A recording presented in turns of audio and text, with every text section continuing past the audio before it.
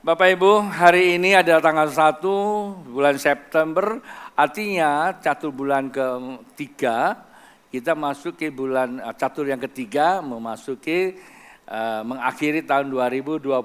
Kita sadar dan kita tidak lupa bahwa 2024 kita menjadi pewaris kerajaan Allah. Saya bagi menjadi tiga pentahapan untuk memperlengkapi jemaat Tuhan di tempat ini. Karena kalau kita berbicara kerajaan Allah, selalu kita mulai dengan ada namanya 3 pilar utama kerajaan Allah. Yang pertama adalah ibadah, yang kedua adalah keluarga, dan yang ketiga ada pemberdayaan. Sama-sama bilang pemberdayaan. Bapak Ibu mesti mengerti, pemberdayaan sama diperdaya beda itu, ya. Pemberdayaan sama pemberdayaan sama diperdaya itu berbeda, gitu loh. Bapak Ibu tadi lihat ada tayangan video sekedar menghimbau kepada kita sebagai anak bangsa mempunyai kepekaan sosial, kepekaan spiritual. Hari-hari ini sering kita dengar namanya apa? Tone deaf, kepekaan. Jangan kehilangan kepekaan. Kita tahu ada hal-hal yang membuat kita tidak peka, biasanya ada kesenangan. Jadi apa sih itu? Saya ingatkan kepada kita tanggal 8 di tempat ini ada namanya, kelihatannya ini seperti dadakan tetapi sebetulnya tidak kedadakan. Saya ingat tahun 1993 kita pernah mengadakan praise and worship pertama di Indonesia. Itu yang menghantar setiap gereja untuk ambil bagian. Sampai hari ini kita tahu praise and worship begitu ada di mana-mana. Gereja kita waktu itu yang diprakarsai, isi hati Tuhan ditaruhkan kepada Bung Yonas Visa. Dan minggu depan juga beliau akan hadir sini bersama-sama kita di tempat ini. Bagaimana waktu itu kita menyelenggarakan praise and worship. Apa sih tujuannya? Ada terlalu banyak Bapak Ibu, saya kalau cerita ini nanti malah khotbah saya hilang kemakan ya. Tapi sedikit aja saya katakan, tahun 93 waktu ini dinaikkan itu terjadilah ada namanya praise and worship yang kedua. Lalu ada kota pujian, kemudian ada kota berkata, banyak itu diselenggarakan oleh gereja-gereja pada saat itu. Tetapi yang paling penting adalah tahun 96 saya balik ke Jakarta. Pada waktu itu terjadilah sesuatu yang kita tahu, ada namanya kerusuhan-kerusuhan lokal sampai 98. Ya, 98. Sebelum 98, 97 ya seperti kayak sekarang ini, bahwa Tuhan memanggil setiap daripada kita, ada anak bangsa, saya ada di dalamnya dan bersama Pastor Gideon waktu itu sebetulnya mencatat ini adalah Pastor Agus Gepta itu yang mencatat apa-apa yang Tuhan bicara sama kita pada saat itu. Hal-hal yang sangat tidak boleh kita sebut, tapi waktu itu dicatat. Saya cuma bilang kalau ini sampai tersebar, palingan nanti Anda akan ke penjara melihat saya. Karena itu diberitakan ya pada waktu itu. Dikatakan bahwa Indonesia akan kehilangan satu provinsi dan presiden kita akan turun. Tanya aja, tapi kamu udah turun kan boleh ngomong kan. Waktu itu gak berani kita publikasikan. Dan apa yang terjadi di tengah-tengah bangsa kita, itu dicatat oleh Saudara Agus waktu itu. Dan memang terjadi 98, itu sesuatu yang belum pernah kita tahu dan belum pernah itu terjadi dengan bangsa kita itu. Ya pada saat itu. Tapi bersyukur bahwa ada anak bangsa yang terlibat di dalam doa sehingga segala sesuatu terjadi bukanlah sebuah bencana, tapi di balik daripada itu Indonesia semakin dimuliakan.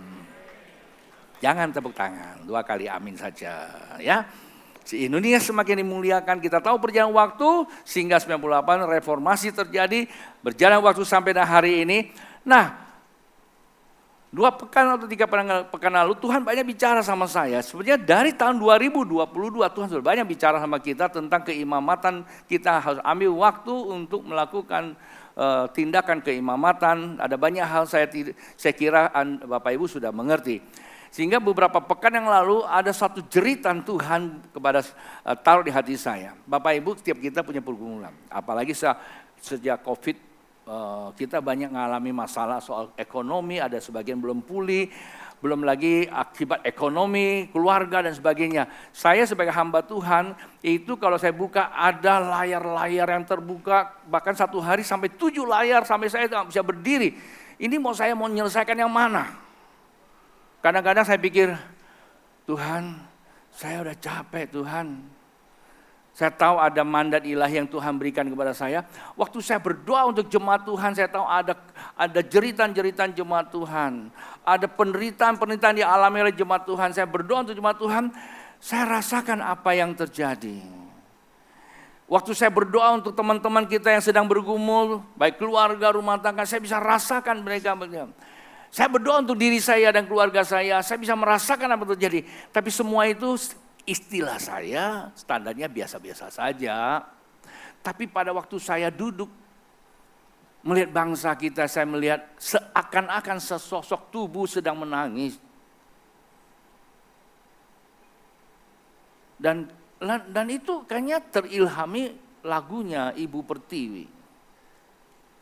Ku lihat Ibu Pertiwi sedang bersusah hati. Saya nangis, saya nggak tahu mau buat apa. Lalu saya teringat, kenapa saya minta buat praise and worship di tempat ini. Jangan kita jadi tone deaf, nggak punya kepekaan. Beban untuk bangsa saya rasanya lebih berat, lebih terasa hati Tuhan daripada saya berdoa untuk diri saya kalau nggak punya duit. Atau saya berdoa untuk diri saya kalau ada sesuatu yang mengikat pada kami. Jujur saya berkata, Bapak Ibu, bangsa ini membutuhkan kita. Saya lagi khotbah ini, teman-teman saya dari Kuala Lumpur, dari mana-mana, jaringan doa nasional sudah saya edarkan. Saya dulu memang penggerak doa juga. Di AD 2000, World Prayer, doa dunia, Peter Wagner. Saya bagikan pada mereka. Seperti tahun 2023. Ya 23 saya di Bali. Ada sesuatu, saya minta teman-teman berdoa. Bangsa ini butuhkan kita Bapak Ibu. Saya tahu kita butuh duit. Kita butuh pemulihan keluarga kita. Kita butuh pemulihan rumah tangga kita butuh. Apalah artinya kalau payung yang selama ini menjadi rumah besar kita, bangsa ini ada masalah. Sebab itu Alkitab berkata, di mana kau kutempatkan, berdoalah untuk bangsa itu. Dari situ kamu akan lihat kesejahteraan akan muncul di tengah-tengah kita. Bapak Ibu mengerti apa yang saya sampaikan? Mengerti? Kalau mengerti, 2 kali kata amin. Anda sudah ikat janji sama saya. Ya. Jadi ruangkan waktu. Sebetulnya sepekan lalu sampai hari Sabtu saya minta kepada semua pengerja gereja ini. Jadi kalian pekerja gereja ini harus jangan jadi tundet, jangan jadi tak peka. Pengerja-pengerja gereja harus punya tanggung jawab untuk jemaat Tuhan, jangan cuma hanya terima tugas saja melayani. Saya ngomong agak keras waktu itu. Kalau Anda tidak suka lagi, Anda boleh keluar, tidak usah ambil pekerjaan. Kita dipanggil, saya bilang. Sabtu lalu kita doa bersama. Terus apakah kita berikut lagi? Ya ambil waktulah, 1 jam di rumah lah. Ya, jam 5 pagi seluruh dunia loh kita loh. Berdoa untuk bangsa ini. Anda mau lihat bangsa ini nanti menjadi berkat bagi dunia? Itu dari mana? Dari anak-anak Tuhan. Kita tidak usah ribut-ribut di luar. Jangan masuk ke dalam dunia politik, ada klaster sana, klaster sini. Kita ikut masih begitu, udah bukan lagi anak Tuhan itu, ya. Udah, saya terlalu banyak hal saya bilang gitu. Nah, tapi satu hal yang sangat amat saya himbau kepada Bapak Ibu semua jemaat Tuhan. Ayo sampaikan pada teman-teman ya. Kalau Anda memang anak bangsa yang Tuhan sudah pulihkan, mari sama-sama kita mau buat sebuah kegerakan. Kalau tahun 2020 di tempat ini saya kumpulkan 14 kabupaten para hamba-hamba Tuhan. Kita buat deklarasi mendukung pembangunan Indonesia, yaitu 0 IKN itu. Kita kirim orang ke sana. Jadi sekarang bagian kita lah. Saya tidak undang mereka datang karena itu dibuat hari Minggu. Jadi hari Minggu kan pendeta nggak mungkin hadir kan. Ayo.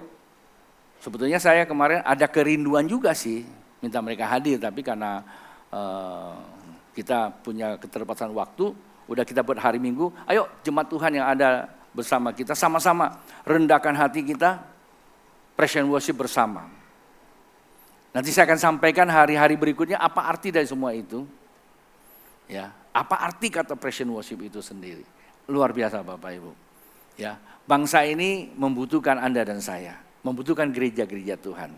Sebagaimana Sodom dan Gomora. Ya, Tuhan datang kepada Abraham. Karena Sodom dan Gomora itu sudah dianggap bahwa kota yang sudah tidak lagi layak ada. Tapi Tuhan masih memperhatikan ada namanya Abraham yang sudah dapat perjanjian. Lalu Tuhan bilang sama Abraham, ini kota, karena pas kota itu adalah keturunan Abraham di situ, Lot itu. Ya, keponakannya di situ. Ini kota akan kutunggang balikan. Kalau kamu temukan ada orang benar, enggak jadi. Abraham tawar-menawar. Saya sih enggak tawar-menawar sama Tuhan. Tapi saya juga bilang, Tuhan balikan aja. Enggak juga. Saya juga kehendakmu yang jadi Tuhan, tapi saya siap. Apa sih panggilan saya? Lalu kita tahu bahwa Sodom dan Gomora itu tunggang balik. Sampai hari ini itu sejarah mencatat. Kenapa? Jawabannya cuma tidak ditemukan 10 orang. Ada 4 sih dalamnya. Tapi 4 pun 1 masih masalah.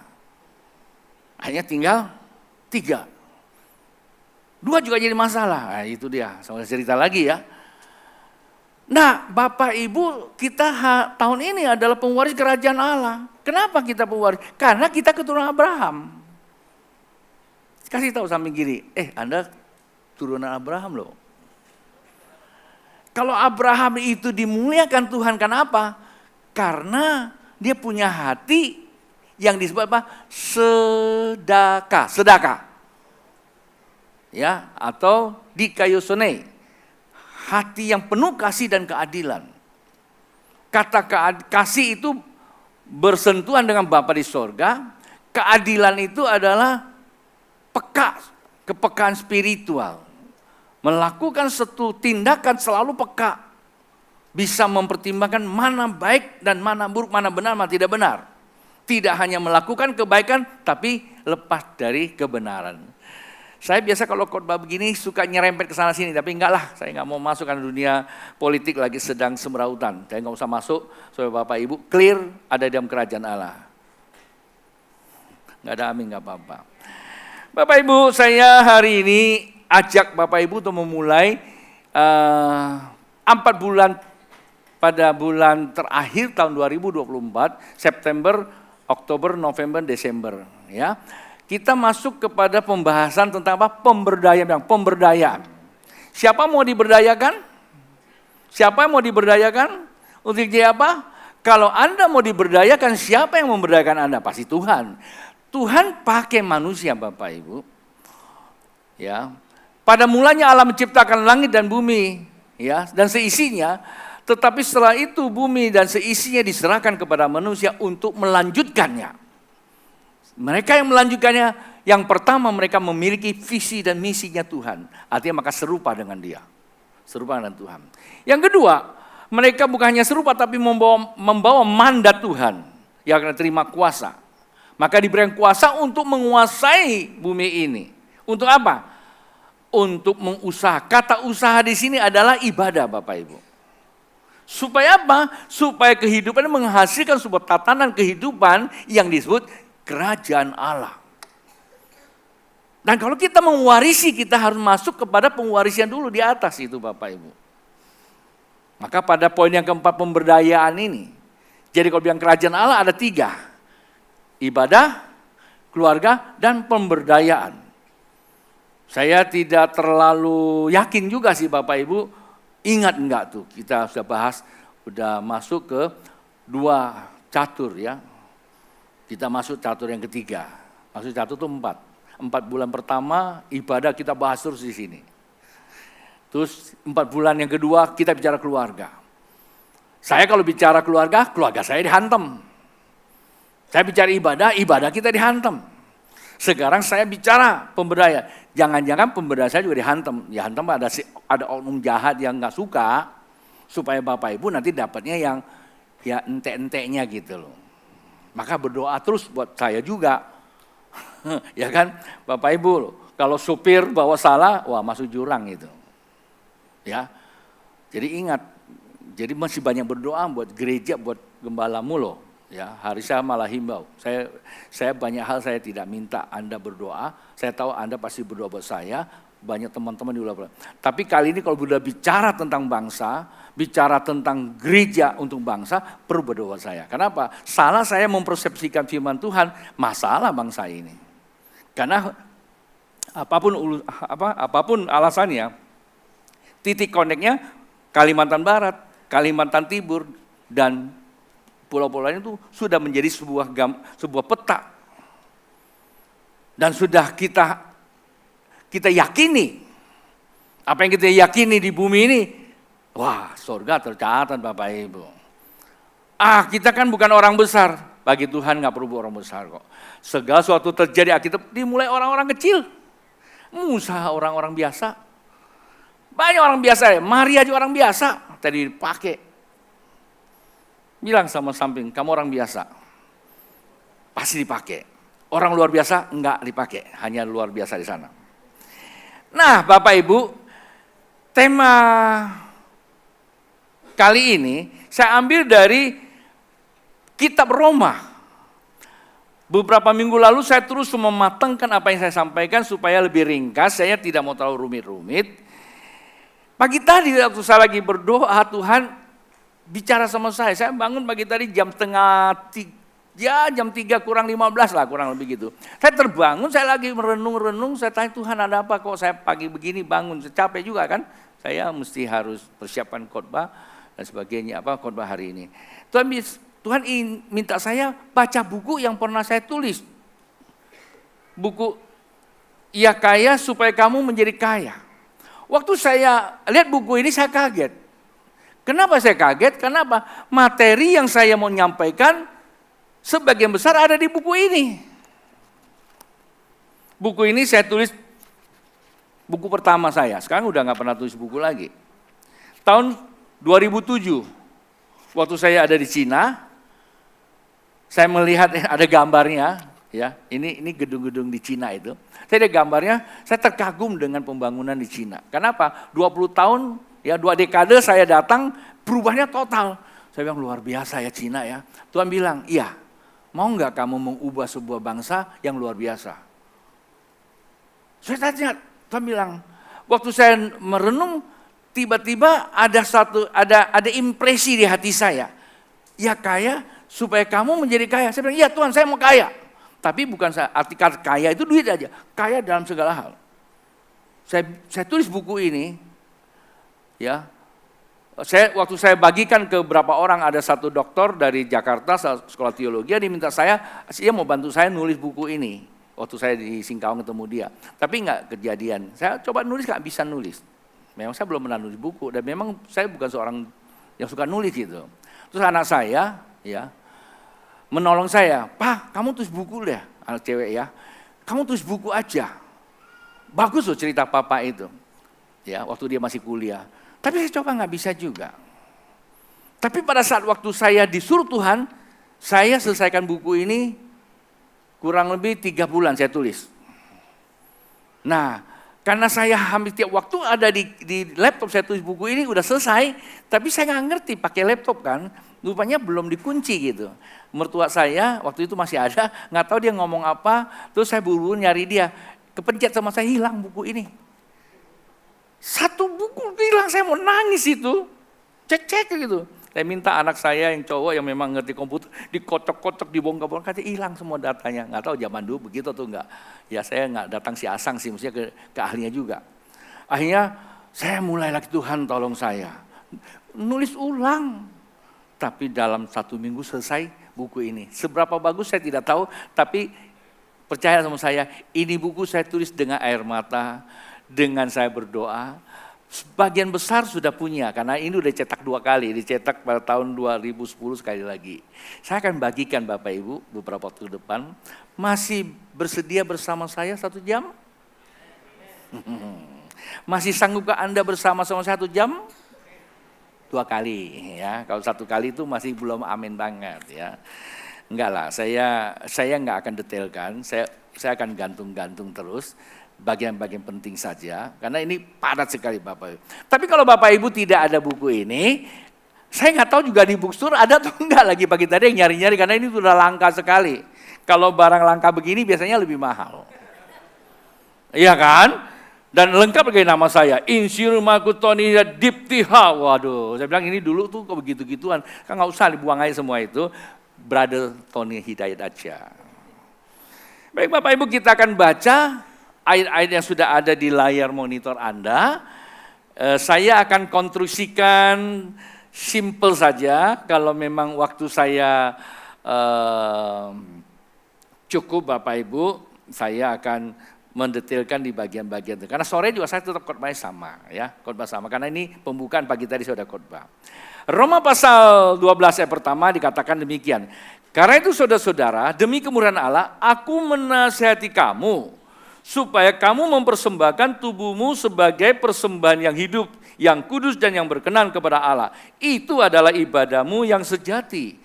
Janganlah kamu menjadi serupa dengan dunia ini, tetapi berubahlah oleh pembaharuan budimu, sehingga kamu dapat membedakan manakah kehendak Allah, apa yang baik, yang berkenan kepada Allah, dan yang sempurna. Berdasarkan kasih karunia yang dianugerahkan kepadaku, aku berkata kepada setiap orang di antara kamu, janganlah kamu memikirkan hal-hal yang lebih tinggi daripada yang patut kamu pikirkan. Tetapi hendaklah kamu berpikir begitu rupa sehingga kamu menguasai diri menurut ukuran iman yang dikaruniakan Allah kepadamu masing-masing. Sebab seperti pada satu tubuh kita mempunyai banyak anggota, tetapi tidak semua anggota itu mempunyai tugas yang sama. Demikian juga kita walaupun banyak adalah satu tubuh di dalam Kristus, tetapi kita masing-masing adalah anggota yang seorang terhadap yang lain. Demikianlah kita mempunyai karunia yang berlain-lainan menurut kasih karunia yang dianugerahkan kepada kita. Jika karunia itu adalah untuk bernubuat, baiklah kita melakukannya sesuai dengan iman kita. Katakan apa? Amin. Bapak Ibu, saya hanya ambil 4 ayat daripada satu perikop ini. Kalau buku ini selesai, satu perikop saya bahas habis, ya. Jadi agak detail dengan kesaksian. Tapi memang kadangkala apa yang saya cerita di situ tidak terlalu up to date lagi pada hari ini. Karena ini sudah hampir 1 dekade ya, 2000 udah belasan tahun ya. Ini udah banyak kesaksian-kesaksian berbeda dengan perjalanan waktu seperti ini. Ya, saya dorong Bapak Ibu. Memang sekarang ini budaya baca buku udah kurang ya. Ya, bawa-bawa buku juga saya aja hampir nggak pernah masuk lagi ke toko metanoia. Paling-paling kadang-kadang Brother Irwan ya bermurah hati, ada buku baru dia kirim. Tapi saya baca loh ya, saya baca, saya simpan gitu ya. Tapi memang udah jadi nggak kayak dulu lagi. Tapi saya sarankan Bapak Ibu biasakan diri juga baca-baca buku. Ya memang banyak hamba Tuhan sudah tidak tulis buku. Ya, banyak tulis renungan atau singkat-singkat saja. Baik Bapak Ibu, setelah kita membaca 6 ayat ini yang menjadi dasar pemikirannya, apa yang keluar dari pemikiran itu? Nah, yang keluar dari pemikiran itu ada ayat yang pertama Bapak Ibu. Nah, ayat pertama ini yang kita menjadi satu mind frame kita, ya. Jendela besar kita untuk melihat, nanti muaranya ke sini. Apa itu? Demi kemurahan Allah aku menasehatkan kamu, kata Rasul Paulus, supaya kamu mempersembahkan tubuhmu sebagai apa? Persembahan yang hidup, yang kudus, dan yang berkenan kepada Allah. Untuk apa? Bilang sama sampingnya, itu adalah ibadah yang sejati. Bapak Ibu tahu bahwa yang namanya kerajaan Allah, mukadimah pertama, pilar pertama adalah ibadah. Kita tahu bahwa orang Kristen kita mau ibadah. Kita tahu hari Minggu pasti kita ibadah. Kita tahu. Cuman saya belum tahu apakah kita sadar atau tidak ibadah itu apa. Maaf. Kadang-kadang kalau kita tidak sadar, kita tidak tahu esensi daripada ibadah itu sendiri. Satu. Yang kedua, selain esensinya maka substansinya juga. Artinya benih dan pokok dengan pohonnya nggak nyambung. Bukan berarti Bapak Ibu ibadah itu kumpul, kalau nggak kumpul itu salah, berdosa, masuk neraka. Bukan itu maksud saya. Kendati pun kadang-kadang ada pendeta suka ngancam begitu, tanda kutip lagi ya. Ada ya kadang-kadang. Kalau nggak ibadah, nggak gereja, kamu masuk neraka. Mungkin ada ya. Salah nggak, kita juga tidak boleh masuk kuliah salah atau benar. Tetapi kalau itu menjadi standarnya, banyak orang masuk neraka loh. Ya Pak ya? Coba aja deh, betul kan? Bukan itu Bapak Ibu. Kata ibadah tidak diukur kehadiran. Tetapi kesejatiannya. Kehadiran, perhatiin bahasa. Kehadiran belum tentu mengidentitaskan kesejatian. Paham ya? Kesejatian pasti akan membuat Anda kehadiran. Nah, itu beda kan? Ada yang hadir terus, ya belum tentu sejati. Ada yang datang ngajak cewek. Ada yang datang lagi keingusan, karena apa, nggak sembuh-sembuh. Ada yang begitu, ya di mana-mana ada. Salah nggak salah juga. Ada yang datang karena lagi masalah, ada, ya nggak apa-apa. Lalu ada yang simpulkan, kok gereja banyak orang nggak benar. Kemarin saya dengar waktu saya lagi konseling, gereja tuh nggak benar, saya nggak mau berhubungan sama orang gereja. Temannya bilang, iya memang gereja kumpulnya orang nggak benar, kalau orang benar, ya orang nggak benar ke gereja dibenarkan gitu loh. Ya saya senyum-senyum aja. Ya kadang-kadang memang benar juga, orang nggak benar dan gereja dibenarkan. Habis dibenarkan apa? Nggak gereja lagi, bukan, dia menjadi saksi di luar sana, ya kan kira gitu loh. Oke, nah saya coba masuk kepada intinya ibadah itu. Kalau Anda lihat itu adalah ibadahmu yang sejati, sebetulnya kata itu mengacu kepada pembacaan berikutnya. Apa itu? Mempersembahkan tubuhmu sebagai persembahan yang hidup, itulah ibadah semua yang sejati. Artinya apa? Ibadah yang sejati itu mempersembahkan apa? Tubuhmu. Bapak Ibu, tubuhnya yang mana tubuhnya? Pakai, nah ini kadang-kadang ini ada ke Kristen ortodok atau ke Kristen tradisional, kalau ke gereja mesti pakai jas. Zaman dulu kita nggak boleh pakai levis itu ya, itu blue jean, nanti ditengkingin sama Pastor Gideon, jean keluar katanya. Zaman dulu begitu. Mungkin karena terjadilah evolusi terus berkembang sampai kepada kita 4.0 ya, 40 04 ya, 0.4 ya. Kita udah berubah total sekarang. Pasca modern kita udah beda. Apapun boleh. Apakah itu sebetulnya nggak masalah? Anda mau ke gereja pakai kaos juga nggak ada masalah sebetulnya. Ya bahkan waktu kami tahun 90 berapa ya, kami di Kanada, di Toronto ada ibadah, pendetanya khotbah pakai celana pendek. Nah kami datang kan tahun-tahun itu kita semua gereja masih agak tradisional gitu ya, pakai jas rapi ya. Ya pendetanya keluar pakai kaos, tapi ada keras sih, cuman pakai celana pendek gitu, celana koboi gitu. Sebetulnya kan bahasa Inggris saya kalau ngomongnya itu agak kurang ngerti gitu ya. Saya pelan-pelan ya, perhatiin ini ngomong. Karena awal-awalnya saya pikir dia tukang parkir lagi naik ke atas memberitahukan, mobil kamu tuh tolong dipinggirin. Saya pikir itu. Tapi saya lihat dia baca Alkitab.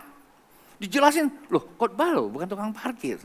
Emang benar dia bikin seminar. Selesai seminar, salah satu peserta kami, dia kasih pertanyaan, siapa yang mau, lalu salah satu peserta kami bertanya. Pertanyaannya bukan menyinggung soal materi atau apa yang didapat, tapi soal pakaiannya dia.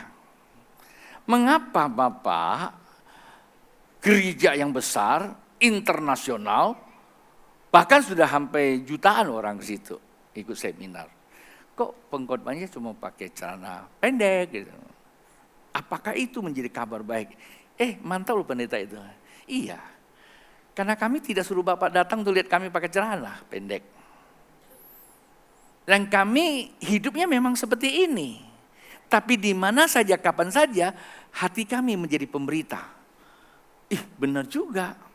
Jadi ibadah kadang-kadang kita pengen tampil yang pakai cincin berlian, ya kan? Pakai banyak, haleluya, berkilau-kilau gitu ya. Ada yang begitu loh, ya gue punya cincin yang banyak nih, ya kan. Terus Ininya dibuka karena ada salib gede terbuat dari emas segala macam. Kalau itu memang kita lakukan, itu keliru. Atau kita mempersiapkan semua alat-alat yang bagus supaya kita dilihat, saya punya alat musik yang bagus. Atau kita latihan musik sampai kita kalau main, itu salah. Rapi, pandai, hebat itu bagus. Daud, dia seorang pemain kecapi, yang apa? Cakap, artinya pandai, nggak salah. Tapi kalau kita latihan untuk menampilkan kita hebat, itu masalah. Duduk di gereja, khotbah bagus itu nggak masalah. Bagus, tapi kalau khotbah itu cuma menunjukkan dia lebih hebat, itu masalah. Itu menurut pemahaman saya, itu dia.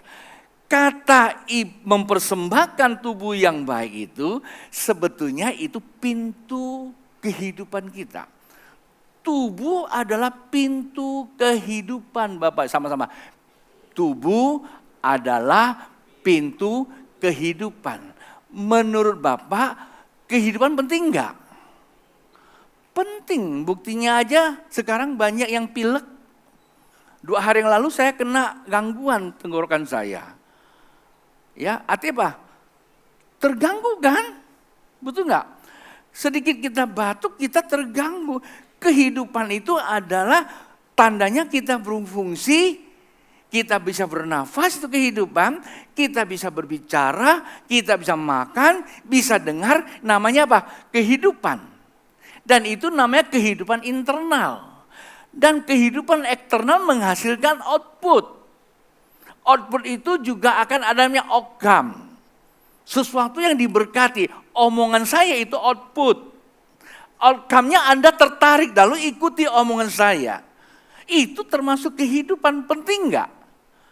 Oh penting, coba kalau saya bicara waktu itu output-nya.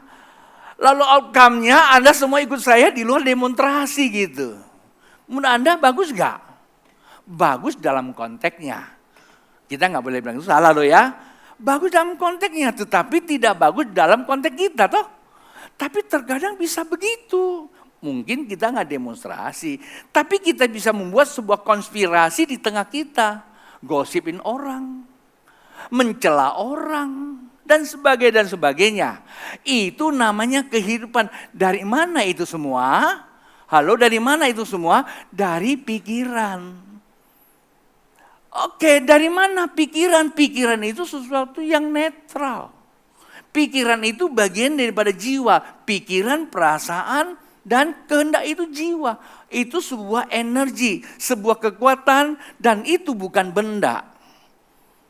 Dan itu akan bekerja kalau ada yang menstimulasinya. Apa itu?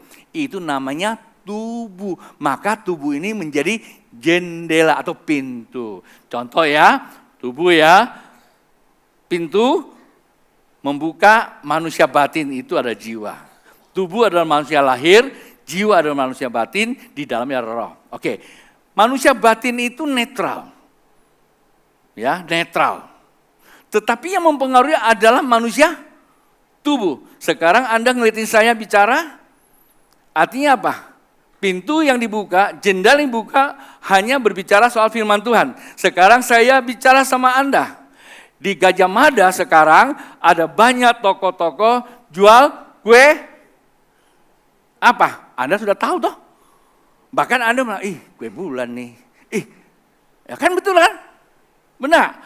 Berarti tiba-tiba kok Anda bisa berpikir itu? Karena pintunya dibuka. Pintu itulah tubuh kita. Apa itu tubuh? Panca indera, yang panca indera. Mata, telinga, ya, mata, telinga, hidung, lidah, dan ya. Jadi ada 5 ini, ya. Jadi mata, telinga, hidung, lidah, bibir. Ya, maka disebutkan apa? Saya istilahkan itu fakok. Enak kalau saya istilah fakok, apa? Fakok itu apa?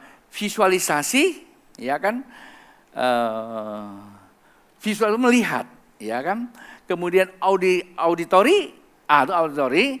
Kemudian K itu adalah kinestetik, yaitu bibir kita. Kemudian ada hidung, namanya olfactory, hirup udara. Ya. Lidah itu adalah fakok. Ya. Jadi ada 5, ini bahasa ilmiahnya. Tapi intinya itu. Sekarang waktu aku lagi ngomong sama Anda langsung mengarah ke sana. Maka itulah 15 tahun yang lalu ya, waktu saya lagi nulis buku ini, Tuhan memberikan saya sebuah konsep cara kita untuk ngalami namanya divine connection. Masih ingat buku yang saya pernah tulis, Berjalan dalam Roh? Anda boleh beli buku itu. Di situ Anda didorong atau diedukasi untuk melakukan sebuah perjalanan rohani, namanya Jara. Di buku ini bilang Jara ya, Jara rohani. Ya dulu ada benderanya di situ. KPR 3T. Apa itu KPR 3T? Waktu kita berkata-kata, sebetulnya kita sedang apa? Memuji. Memuji itu kan berkata-kata kan? Anda nyanyi dengan apa? Berkata-kata. Waktu Anda berkata-kata, pintu batin kamu terbuka. Berarti kamu bisa berpikir kan? Pikiran manusia itu doa. Pikiran manusia doa. Kalau kamu bisa berpikir, berarti kamu bisa merasa enggak? Coba sekarang ya. Kemarin saya dengar katanya ada yang panen durian musang king. Ada di dekat, saya nggak kasih tahu tempatnya, nggak jauh-jauh dari ujung Gajah Mada, harganya murah. Begitu dibuka warnanya orange banget. Saya sama Nya pernah dikasih 1 biji berdua makan nggak habis. Itu bijinya ya nyaris tak ada, isinya kenyal, manisnya tuh ya sampai yang terakhir juga terasa. Nah apa artinya ini? Anda mulai melihat, mulai berpikir, mulai merasakan. Nah itulah praise and worship. Memuji, berdoa, dan worship. Worship itu rasa. Pak Bu, rasa itu hidup. Seseorang bisa merasakan itu artinya hidup. Maka sekarang rasamu adalah kepekaan Tuhan. Maka ada kepekaan sosial. Jainuddin MZ almarhum katakan, ibadah itu membawa kita kepeka akan Allah sehingga menumbuhkan kepekaan sosial. Ukuran kita bukan apa yang kita suka, ukurannya apa orang suka. Itulah ketuhanan yang Maha Esa. Karena kita ini kagak. Apa yang saya suka. Nah itu dia, itu yang dikatakan tune dead. Tidak peka Bapak Ibu. Jadi apa sih yang harus kita persembahkan kepada Tuhan? Tubuh, panca indera. Maksudnya apa? Ya, panca indera ini penting harus dijaga. Bagaimana menjaga panca indera? Ini bicara fisik. Saya ingat di Jakarta, kami suka beli apukat. Apukat Jakarta dengan Pontianak agak beda. Pontianak itu datang dari Singkawang. Kalau Jakarta itu Jawa punya. Kalau Anda beli apukat itu nggak mateng, bawa ke rumah nyaris nggak mateng. Kalau matang pun jadi keras sekali. Saya sampai pusing betul-betul. Maka saya jarang mau beli yang tidak matang banyak-banyak, beli yang sudah matang masak aja gitu ya. Bisa langsung dimakan. Satu hari saya tanya sama abangnya, Bang, kenapa apukatnya bisa matangnya bagus? Dia bilang begini, Pak, apukat ini jangan dipisah-pisah, jangan masuk di kulkas. Beli yang banyak satu keranjang saja, biar dia kumpul satu, mereka saling mematangkan. Jadi benda harus ketemu benda. Alkitab bilang, ya kan, besi menajamkan besi. Anda tahu nggak mempersembahkan tubuhmu bukan kita datang ke gunung lalu betapa menyendiri. Itu namanya amsyong. Ya, amsyo ada cahaya. Justru kalau kita mau kita lebih tajam, diaduin, digesek. Enak itu. Memang sakit tapi tajam. Saya bilang sama anak saya, kalau kamu tidak berani menghadapi pressure, kamu tidak pernah menjadi orang yang unggul. Jangan kita pressure lalu ngomong, tolong doa buat saya sedang diancam, dianiaya, dijolin. Jangan. Waktu saya pertama jadi pendeta, saya dibuat habis kayak rambut saya dicabut satu-satu. Sakit betul-betul. Sampai saya bilang, saya ketemu orang ini saya mau apain aja. Tapi apa yang terjadi? Orang yang saya gak suka justru datang ketemuin saya. Lalu dia bilang, Ton, kamu marah ya?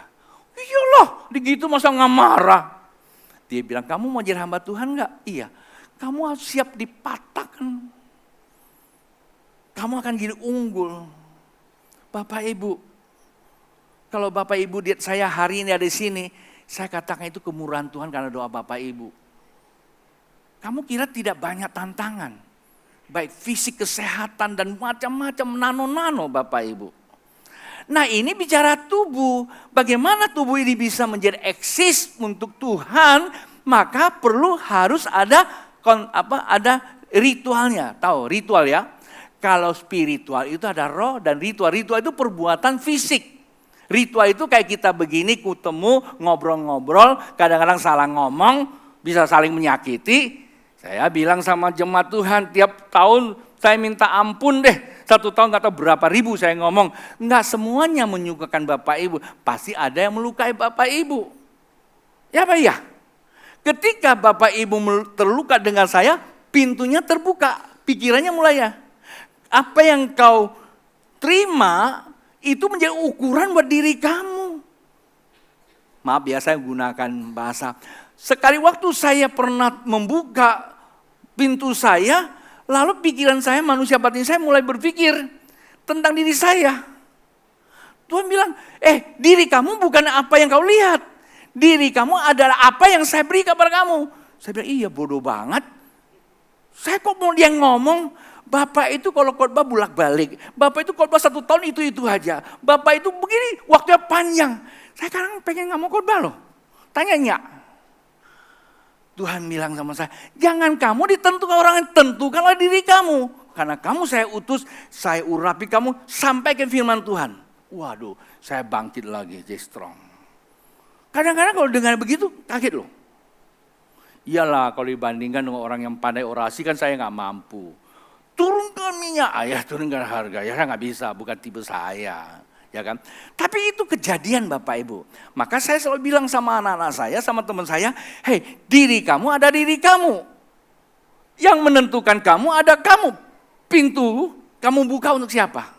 Buka untuk Tuhan kebenaran. Jangan kamu buka kata-kata teman. Ada sih kadang-kadang teman yang bilang bagus, kamu tuh bagus lu ngomongnya lu, kamu tuh begini.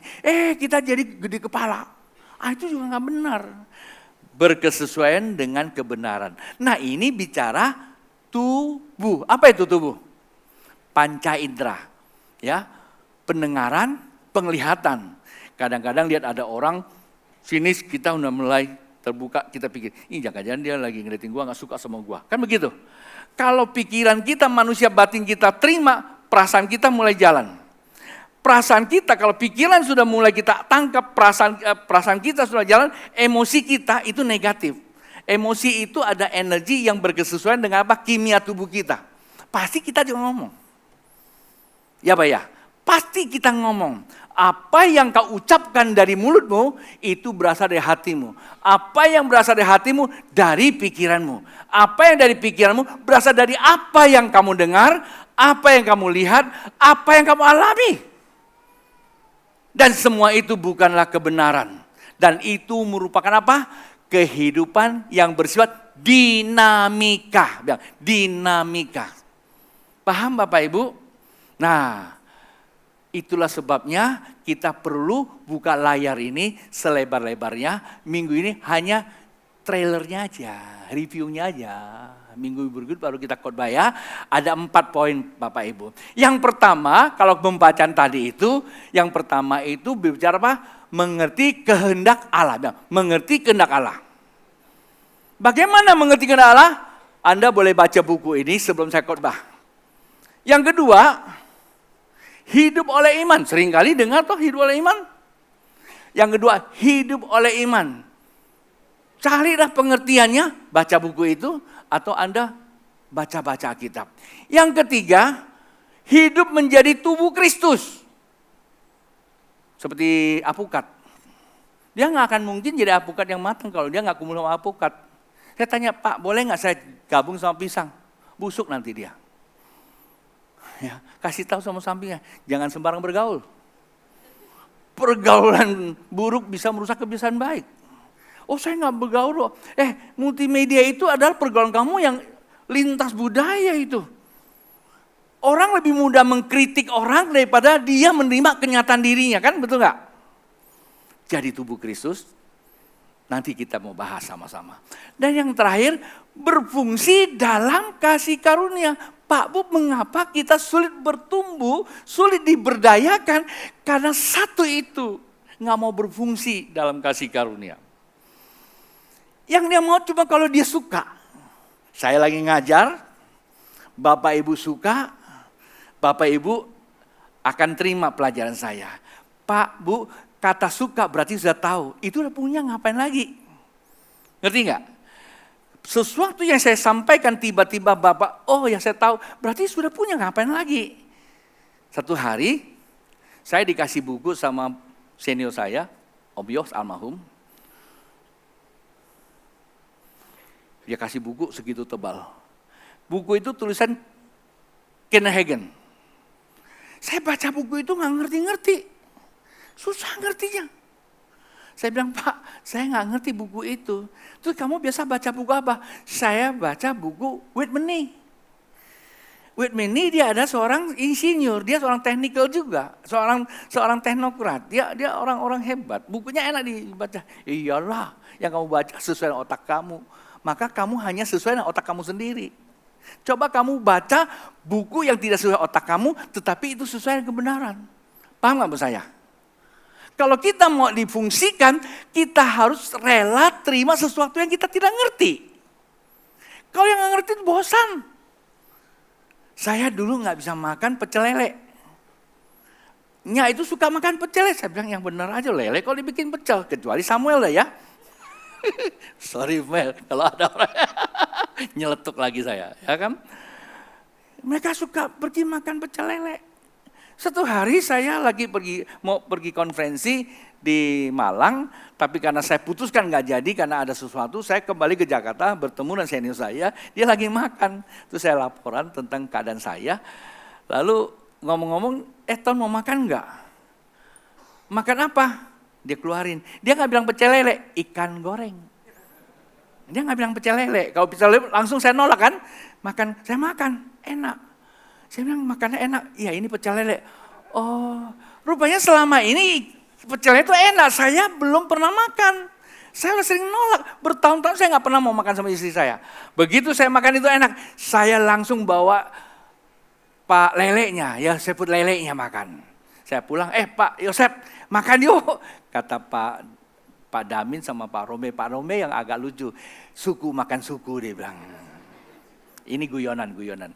Bapak Ibu, ada banyak hal yang kita tidak ngerti ketika disampaikan kita memang menolak. Itu namanya keangkuhan hidup. Ya, banyak kita nggak bisa bertumbuh karena kita tidak mau dididik. Kita semua mau belajar. Mau belajar nggak? Mau nggak? Semua mau karena kita ini ada keniscayaan karena kita anak Tuhan. Kita mau belajar karena kita murid, betul kan? Cuma pertanyaannya cuma satu, mau diajar nggak? Mau diajar enggak?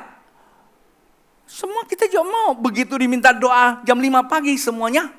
Oh kok jam 5 pagi enggak biasa Pak. Jam subuh siang aja. Lah kamu mau maju enggak? Iya kan? Dulu waktu kami latihan kungfu. Ya, masih waktu kecil ya, waktu remaja. Itu berbulan-bulan cuma duduk aja. Nyun. Ini capek. Gimana mau berantem? Cuma hanya ini. Ada terus hurufnya sabar, huruf Tionghoa kan, begini aja. Sampai tangannya baal gitu, begini aja. Habis itu baru dikasih latihan. Jadi ada bagian-bagian yang kita nggak suka, mesti dihancurkan dulu. Supaya kita bisa diberdayakan. Ayah kita dari kecil, terus memberdayakan kita, nggak ada yang kita suka. Kamu tanya anak-anak saya suruh doa, dulu suka nggak? Pakai pistol air. Bener. Tanya David, dia mau latihan keyboard. Pit, latihan keyboard langsung mau nggak? Enggak. Sampai saya tungguin berdua sama pamannya dia. Tumpangin tangan. Kata Rudi, tumpangin kaki sekalian kok. Sekarang dia sudah bagus. Tapi dia harus tahu bahwa dari mana asalnya dia. Tanya anak-anak saya semua. Saya nggak minta mereka balas budi, enggak.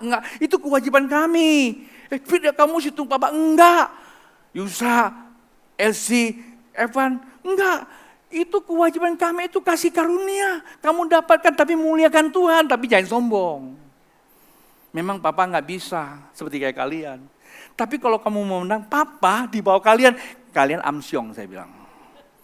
Sama, coba Tuhan juga gitu. Berapa banyak di antara kalian dapat berkat nggak di gereja ini? Pertanyaan saya begitu. Benar nggak? Tanpa Anda sadari, Anda sudah diberkati. Oleh karena apa? Berfungsi dalam karunia. Saya tutup ya, pemusik boleh ke atas. Ada satu kesaksian, tiba-tiba saya mau pinjam, tapi saya belum minta izin sama orangnya, udah meninggal sih. Ini seorang pelayan Tuhan biasa-biasa. Ini waktu itu masih sempat disinggung oleh Brother Signe. Waktu saya ke Pontianak, saya tanya, Signe waktu itu kamu udah pelayanan? Belum, masih jadi jemaat. Signe mau ceritakan? Masih jadi jemaat. Waktu itu siapa sih ya di gereja kita yang sangat populer? Ada satu anak Tuhan, saya nggak sebut namanya. Tapi karena memang dia punya potensi, diurapi, dia bergerak di dalam kasih karunia Allah di gereja itu. Pada saat itu praise and worship kita di Jakarta, setiap ada acara kita yang dipakai gereja kita. Perhatikan Bapak Ibu, saya ini hanya berikan sebuah kesaksian aja, perhatiin. Karena orang itu dipakai sedemikian rupa, ada pengaruh nggak dalam kehidupannya? Ada. Dia disukai, kemudian banyak penggemarnya. Nah ini masalah. Kalau orang sudah ada di atas puncak, sulit untuk diatur. Udah mau mengatur diri dan mengatur orang. Saya punya gembala senior bilang, untuk yang satu ini kita memang tidak bisa diapa-apakan karena dia sudah punya level tersendiri. Satu hari dia melepaskan diri dari tubuh Kristus yang ada dalam gereja kita. Kenapa? Dia masuk ke dalam dunia bisnis bersama temannya.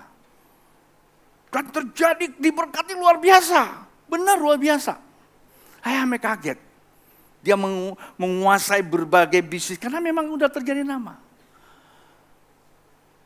Ada banyak orang tiru loh. Bagus artinya. Tapi saya berkata ada kekeliruan. Keluar dari kasih karunia.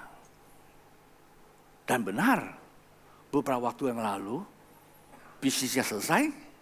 Hidupnya juga seperti itu. Kembali lagi ke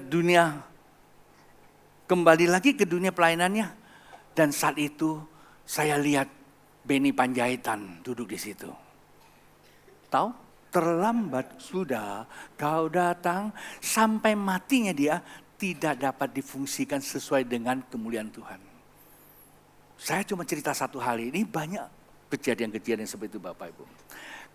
Kadang-kadang kita nggak sadar bahwa kita itu benih ditabur, ngadami berkat Tuhan, kita naik ke atas. Yang di bawah itu sebetulnya dia pengen kita tampil lebih sempurna seperti Bapa di surga. Tapi kita pikir kita udah dapat puncaknya. Kalau ditarik ditendang aja, dia nggak tahu yang ditendang itu akarnya turun lagi sakit.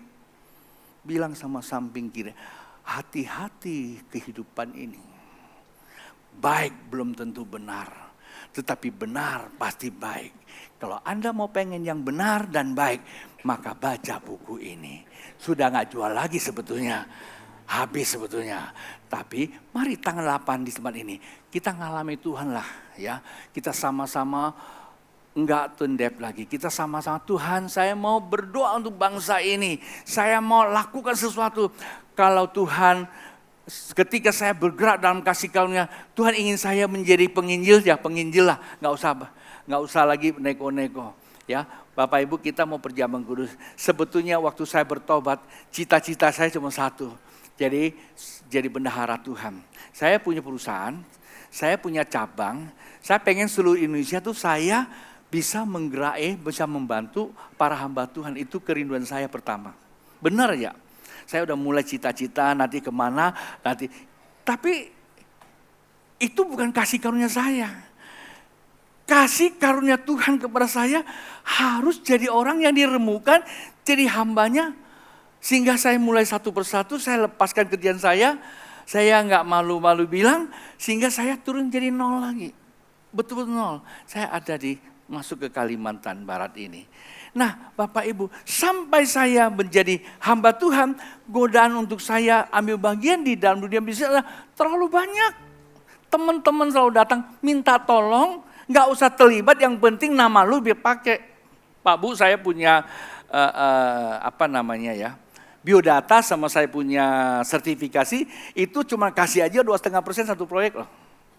Karena itu kan barang-barang yang dikerjakan itu kan semua bagus-bagus.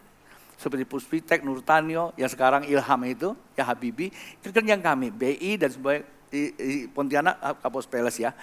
Itu ada hasil karya, ya itu dulu saya bilang karya saya. Itu saya bakar. Saya tahu itu menjebak saya turun ke dunia bisnis. Lalu terakhir saya diminta untuk menjadi seorang direktur, saya tolak. Saya tahu bukan kasih karunia saya di situ. Maka jangan coba-coba. Ya, kita hamba Tuhan, kalau udah tahu pengenalan, kita tahu kasih karunia kita, jangan masuk ke dunia bisnis. Kalau kamu udah dunia bisnis, jangan coba-coba ambil porsi orang lain. Ada bagiannya, doa, tekunin, pasti Tuhan sertai. Kadang-kadang kita itu mau ngambil bagian orang lain.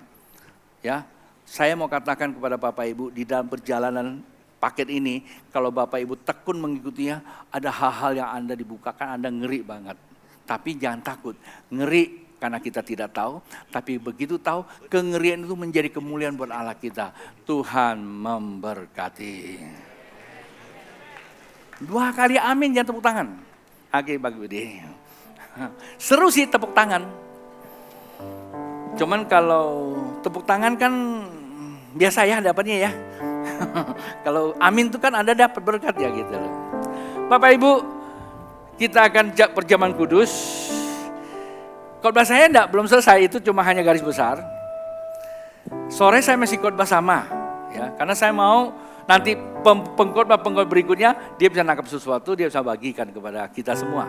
Intinya adalah mengerti kehendak Allah. Nah ini yang sangat penting. Untuk mengerti kehendak orang itu nggak gampang.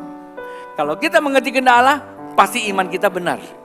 Ya, kalau iman kita benar, pasti kita akan menjadi orang yang benar dalam tubuh Kristus. Ada kepedulian dan sebagainya. Ya, kalau udah kita dalam satu tubuh, niscayalah, ya. Jempol saya nggak minta sama otak saya kok, saya tambah gede enggak. Ya kan, kalau jempol bisa minta kelingking mungkin tambah gede kali ya, dia nggak mau. Ya kan, dia nggak bisa minta. Itu namanya keniscayaan, dia akan tumbuh sendiri sesuai dengan tempatnya. Termasuk inilah. Ya. Biasanya kalau korek hidung ini kan ya, betul gak? Tapi gak bisa masuk kan? Gak boleh, ini otoritas. Nunjuk-nunjuk orang punya. Masa kesini sih, ya kan? Pakai yang kecil ya. Tapi yang kecil ini biarpun kecil, ya dia bisa minta gak sama otaknya? Kasih yang gede dong katanya. Nggak bisa, memang udah tempatnya. Jadi berbahagialah tempatnya di situ. Maka saya bilang sama Erna, sama teman-teman di gereja, kalau kamu ditempatkan bendahara, urus uang itu dengan benar. Kalau kamu berani mengelola uang itu tanpa persetujuan saya, cara dia benar, kamu tanggung jawab sama Tuhan dan keturunan kamu. Kami gereja harus belajar daripada keikhlasan.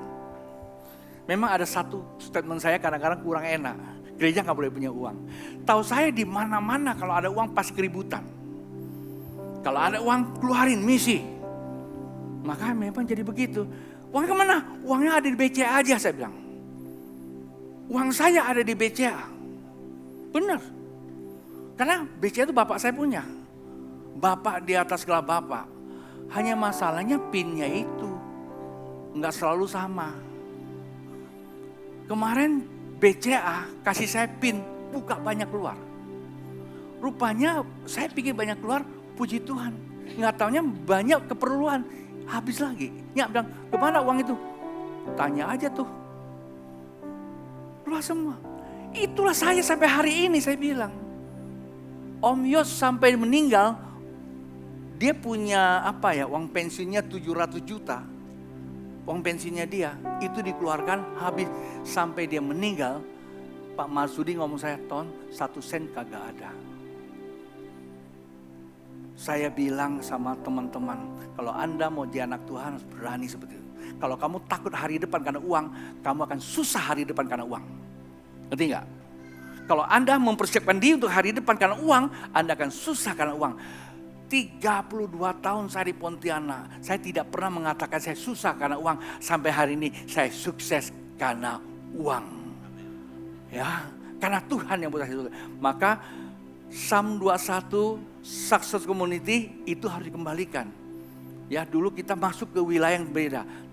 Psalm 21 Success Community mulai bulan September ini dia akan menjadi kita punya persekutuan. Jadi kalau Anda sebut gereja ini namanya apa? Psalm 21 Successful Community. Nah, nanti turun ke bawah ada kaos. Ayo buru-buru. Ya, buru-buru beli. Ya, di samping Anda praise and worship, di samping Anda sudah tahu ada menjadi kelompok sukses berhati misi. Tuhan memberkati.